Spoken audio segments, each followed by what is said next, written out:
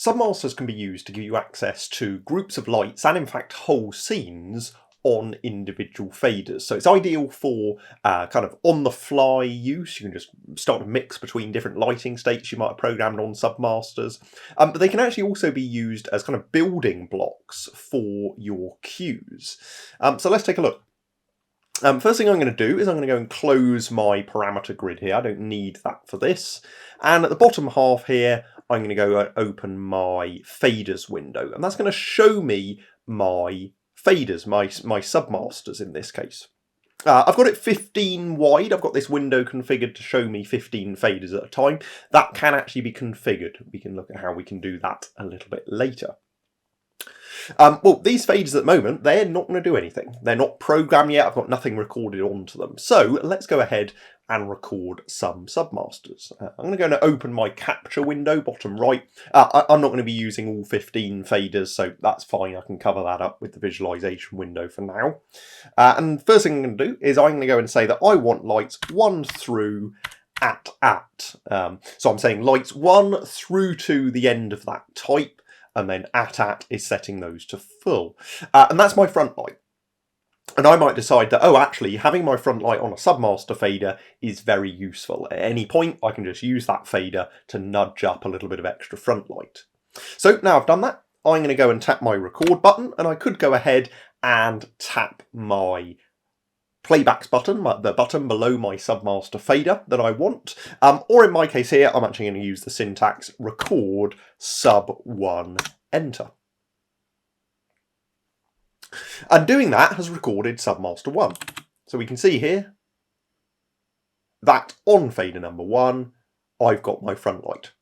You'll see that in the classic view, I've got those intensities displayed in yellow. So I can see that any intensities displayed in yellow are my Submaster intensities.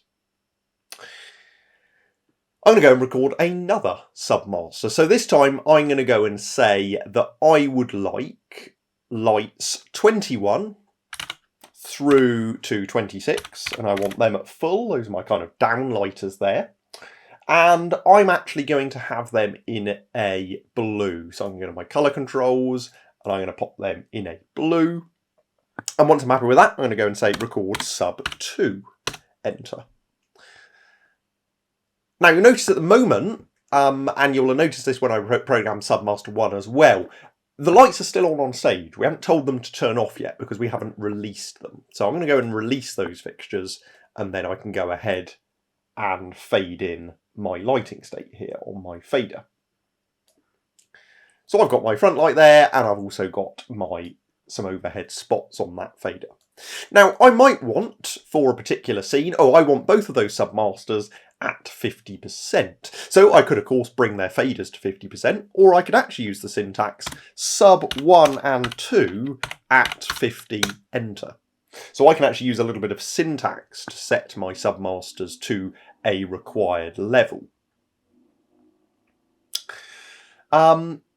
Now, what I can also do is use my Submasters as building blocks for my cues. So there we go, what I've got on stage, I'm happy with that. I want to record that into a cue. And the only thing really you need to be aware of is top right of your sidebar in your current playback tab, you've got your toggles. One of those toggles is sub. You just need to make sure that that is yellow, meaning enabled. If it is red, if you've clicked it, that will mean that subs will not get included when you record your cues. So with that enabled, I'm going to go ahead and tap record, and that's going to record my next available cue for me.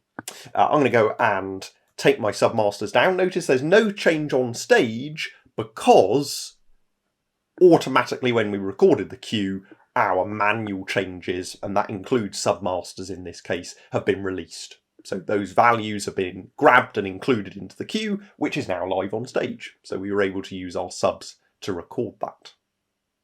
I'm going to go and release my cue stack there. I'm going to go and reset my cue list.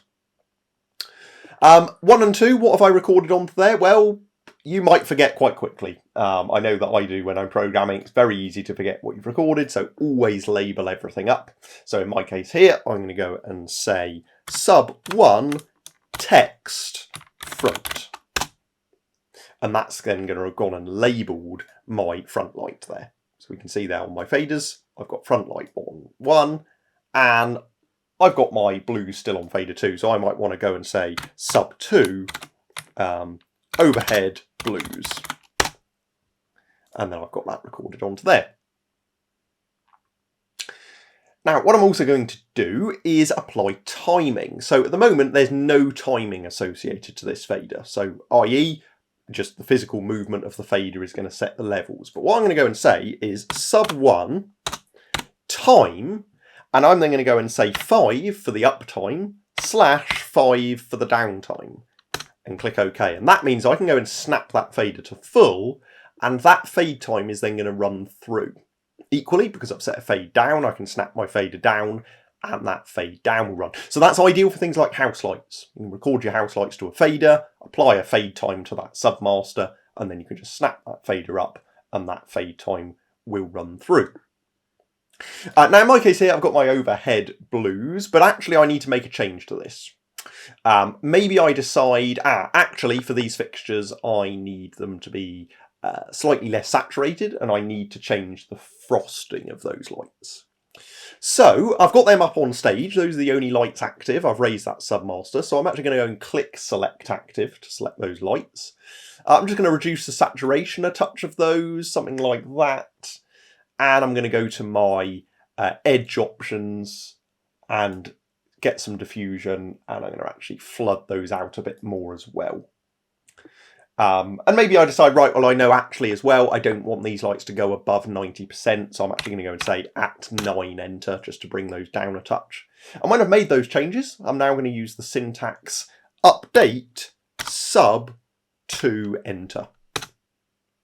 Now, when you update a submaster, it will release your manual values. You see that my fixtures have now gone back to having yellow intensity values, showing that my submaster here has control over those fixtures.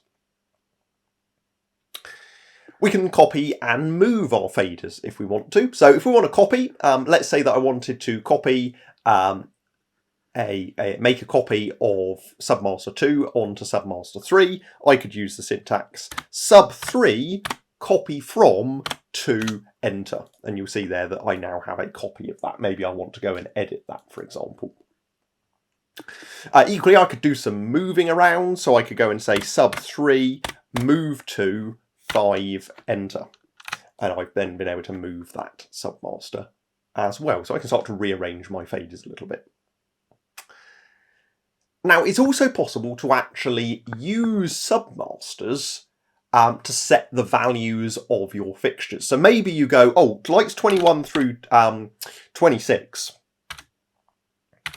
I had those fixtures on, but I know I want them to go to the values that they're at in Submaster 5, for example. I really liked how I had them in Submaster 5. I want them to go to those values. Well, I could actually use the syntax at sub 5 enter, and that's then going to send those fixtures to the information they were in Submaster 5.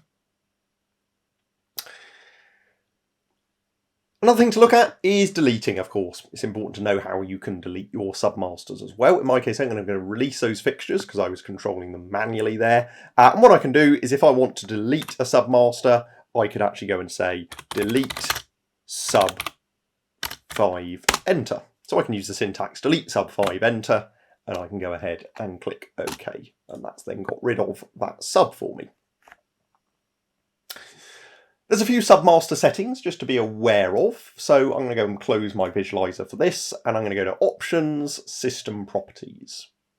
Within System Properties, if I go to my System Settings and go to Intermediate, I do have my options here to choose how many pages of subs I have and also how many per page. So of course that's what we're seeing in my subs window at the bottom here. We can see that I've got 15 per page. So those options are useful to be aware of, and so I can go and change that if I want to, but in my case here, I'm not going to change those settings. I'm going to go and click OK. And that's how we can start to record and program our submasters to then use as building blocks for our cues, or in fact, just for kind of standalone on-the-fly operation.